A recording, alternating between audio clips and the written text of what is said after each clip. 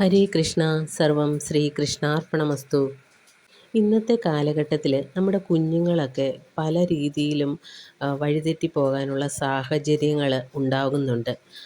നമ്മുടെ കുഞ്ഞുമക്കളെ വഴിതെറ്റിക്കുവാനായിട്ട് പല സംഘങ്ങളും ഇന്ന് തുനിഞ്ഞിറങ്ങിയിട്ടുണ്ട്. അപ്പോൾ നമ്മുടെ മക്കൾക്ക് ഇതൊക്കെ ഒന്ന് അറിവ് പകർന്നു കൊടുക്കുക എന്നുള്ളത് നമ്മൾ ഓരോരുത്തരുടെയും കടമയാണ്.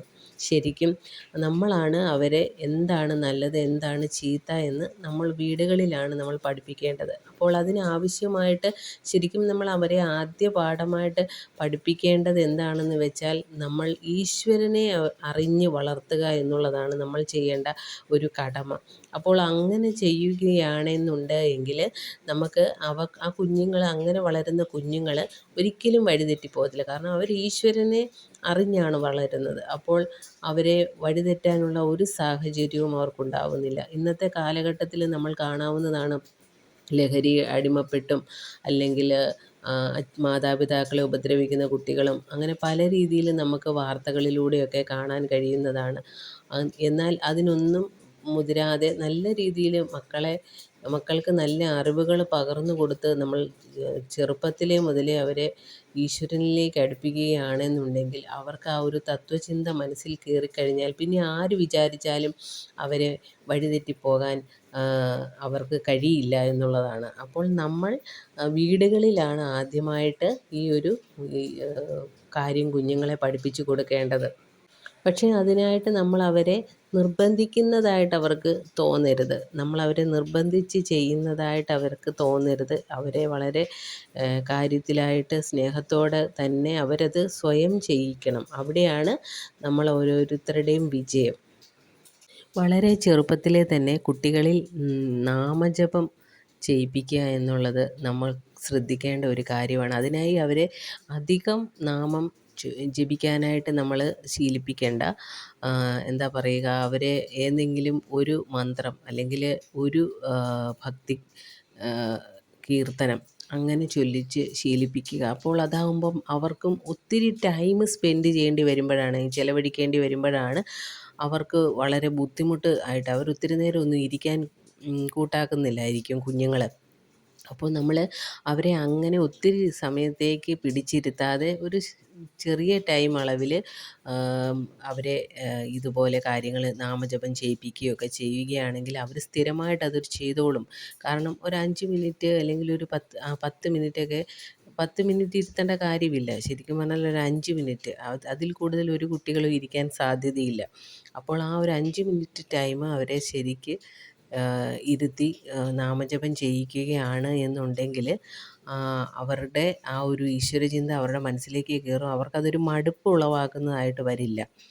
അങ്ങനെ ഓരോ കാര്യങ്ങളും ചെയ്യുകയാണെങ്കിൽ നാമജപമൊക്കെ അവർ ചെയ്യാൻ തയ്യാറാകും. നമ്മൾ കൂടുതൽ ടൈം കുട്ടികളെ പിടിച്ചിരുത്തുമ്പോഴാണ് ഇവരിരിക്കാതെ വരുന്നതും. പിന്നെ അത് അവർക്കതിനോടൊരു വെറുപ്പ് തോന്നുകയാണ് ഒത്തിരി സമയം ഇരിക്കേണ്ടി വരുമ്പോൾ. കുറച്ച് സമയത്തേന് മാത്രം പിടിച്ചിരുത്തുകയാണെങ്കിൽ അവർക്കൊരു വെറുപ്പും കൂടാതെ അവർ നമ്മൾ പറയുന്ന കാര്യം അതുപോലെ തന്നെ ചെയ്യുന്നതാണ്.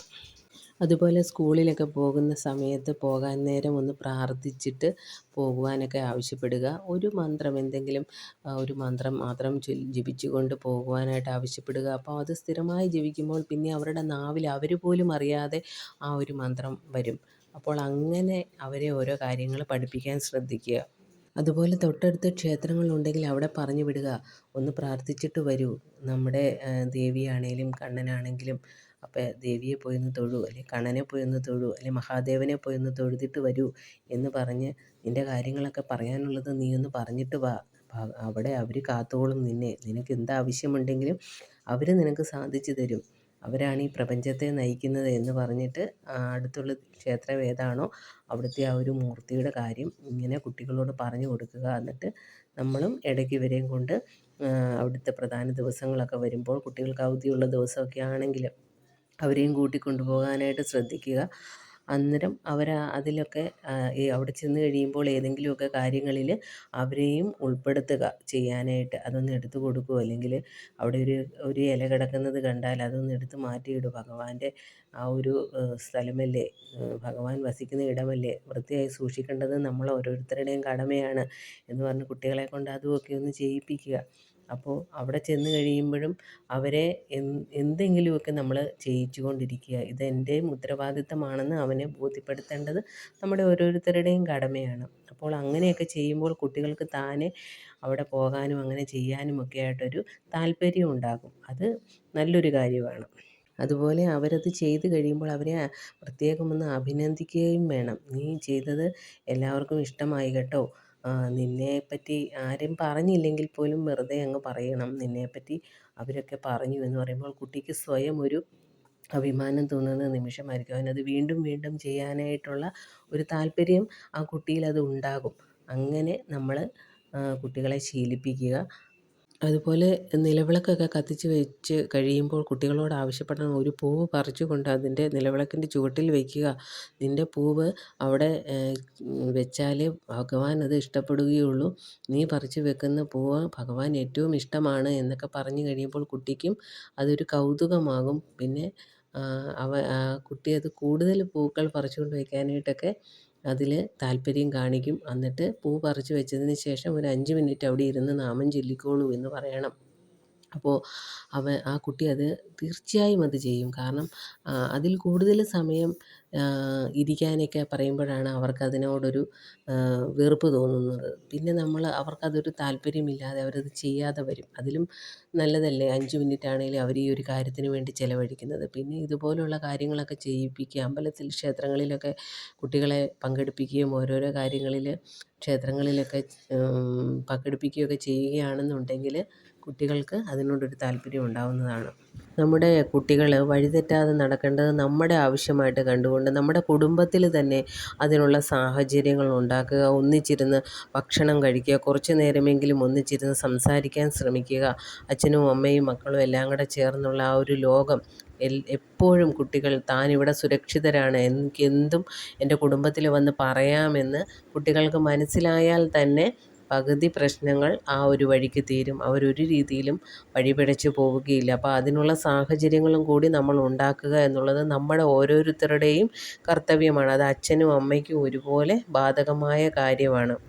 നമ്മുടെ മക്കൾ സ്കൂളിൽ നിന്ന് വരുന്ന സമയത്ത് അവരോട് എന്തൊക്കെ നടന്നു, ഇന്ന് സ്കൂളിൽ എന്തൊക്കെ കാര്യങ്ങളാണ് ഉണ്ടായത് എന്ന് ചോദിച്ചറിയാനായിട്ട് അച്ഛനാണെങ്കിലും അമ്മയാണെങ്കിലും ശ്രമിക്കുക. അപ്പോൾ അവർ അങ്ങനെ ആദ്യം തൊട്ടേ അങ്ങനെ അവർക്കൊരു ശീലമിട്ട് കൊടുക്കുകയാണെങ്കിൽ അവരെന്നും പിന്നെ വന്ന് നമ്മൾ ചോദിക്കാതെ തന്നെ നമ്മളോട് അവരുടെ വിശേഷങ്ങളൊക്കെ നമ്മളോട് പറയും. അപ്പോൾ നമ്മൾ അവരെ കേൾക്കുക എന്നുള്ളതാണ് നമ്മളപ്പോൾ കാണിക്കേണ്ട മര്യാദ എന്ന് പറയുന്നത്. ഒരിക്കലും എനിക്കിപ്പോൾ നേരമില്ല, നീ കുറച്ച് കഴിഞ്ഞ് വന്ന് പറയൂ എന്ന് പറഞ്ഞ് അവരെ മാറ്റി നിർത്തരുത്. അവർ പറയുന്നത് എന്താണെന്ന് കേൾക്കാനും എന്ത് കാര്യവും എൻ്റെ അമ്മയോട് അല്ലെങ്കിൽ എൻ്റെ അച്ഛനോട് എനിക്ക് പറയാൻ സാധിക്കുമെന്നുള്ള ഒരു ധൈര്യം അവർക്കുണ്ടാക്കി കൊടുക്കേണ്ടത് നമ്മൾ ഓരോരുത്തരുടെയും കടമയാണ്. പിന്നെ കൂടാതെ എല്ലാവരും കൂടി കഴിയുമെങ്കിൽ ഒന്നിച്ചിരുന്ന് സന്ധ്യയ്ക്ക് പ്രാർത്ഥിക്കുകയാണെന്നുണ്ടെങ്കിൽ അതും വളരെ നല്ലൊരു കാര്യമാണ്.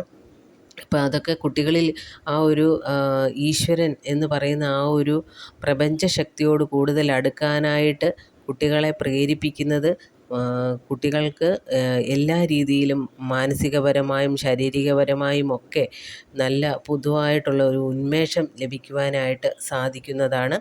അപ്പോൾ അങ്ങനെ ആ കാര്യങ്ങളൊക്കെ നിങ്ങൾ ശ്രദ്ധിക്കുക എന്നുള്ളതാണ് എനിക്ക് പറയാനുള്ളത്. നമ്മൾ കുഞ്ഞിലേ മുതലേ പഠിപ്പിക്കുന്ന കാര്യങ്ങളാണ് അവർ പ്രായപൂർത്തിയായാലും അവർ ശീലിച്ച് പിന്തുടരുന്നത്. അതുകൊണ്ട് അവർ ചെറിയ പ്രായത്തിൽ തന്നെ അവരെ ഇതെല്ലാം ശീലിപ്പിച്ച് കൊണ്ടുപോവുക. നമ്മൾ കുറേ ആയിക്കഴിഞ്ഞേച്ച് അവരിൽ അതിന് മാറ്റമുണ്ടാക്കാൻ നോക്കിയാൽ ചിലപ്പം പ്രയോജനം കാണണമെന്നില്ല. നാം വിളക്ക് കത്തിക്കുന്ന നേരത്ത് ഒരു കിണ്ടിയിൽ അല്പം ജലം വെച്ചാൽ പോലും ഭഗവാൻ അത് വളരെ സന്തോഷത്തോടു കൂടി സ്വീകരിക്കും. നമ്മളെക്കൊണ്ട് ചെയ്യാൻ സാധിക്കുന്ന കാര്യങ്ങളൊക്കെ നമ്മൾ ചെയ്യുക. അതുപോലെ ഒരു തുളസിയില സമർപ്പിക്കുകയാണെങ്കിൽ കണ്ണൻ അതിലും വലിയ ഒരു സന്തോഷം വേറെ ഇല്ല. അപ്പോൾ നമ്മൾ ഒരു തുളസിയില എന്ന് പറഞ്ഞു കഴിഞ്ഞാൽ അതിൻ്റെ മാഹാത്മ്യം എന്ന് പറയുന്നത് വളരെ പറഞ്ഞറിയിക്കാനാവാത്ത രീതിയിലുള്ള മാഹാത്മ്യമാണ് ഒരു തുളസിയിലയ്ക്കുള്ളത്.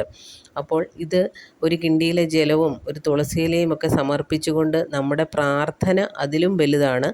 പ്രാർത്ഥനയാണ് ഏറ്റവും വലിയ വഴിപാട്. അപ്പോൾ നമ്മൾ വിളക്ക് കത്തിക്കുന്ന നേരത്ത് കിണ്ടിയിൽ ജലവും വെച്ച് ഒരു തുളസിയില സമർപ്പിക്കുക അല്ലെങ്കിൽ എന്തെങ്കിലും പൂക്കൾ സമർപ്പിക്കുകയോ ഒക്കെ ചെയ്ത് നമ്മൾ പ്രാർത്ഥിച്ചു കഴിഞ്ഞാൽ, നമ്മുടെ മക്കൾക്ക് നന്മ വരാൻ വേണ്ടി നമ്മൾ പ്രാർത്ഥിച്ചു കഴിഞ്ഞാൽ തീർച്ചയായും ഭഗവാൻ നമ്മുടെ പ്രാർത്ഥന കേൾക്കും. പിന്നെ നമ്മൾക്ക് ക്ഷേത്രങ്ങളിൽ ചെയ്യാവുന്ന ഒരു കാര്യം എന്തെന്ന് പറഞ്ഞു കഴിഞ്ഞാൽ, ശ്രീകൃഷ്ണ ക്ഷേത്രത്തിൽ പോയി പാൽപ്പായസ വഴിപാട് നിവേദിക്കുകയാണെങ്കിൽ, പാൽപ്പായസം നിവേദ്യമായി കണ്ണന് സമർപ്പിക്കുകയാണെന്നുണ്ടെങ്കിൽ, നമ്മുടെ കണ്ണൻ നമ്മുടെ മക്കളുടെ കാര്യം പൂർണ്ണ ഉത്തരവാദിത്തോടു കൂടി ഏറ്റെടുത്തോളും. നമ്മുടെ അമ്മമാരെ കണ്ണന് ഭയങ്കര ഇഷ്ടമാണ്. അപ്പോൾ അമ്മമാരുടെ പ്രാർത്ഥന ഒരിക്കലും കണ്ണൻ തള്ളിക്കളയില്ല.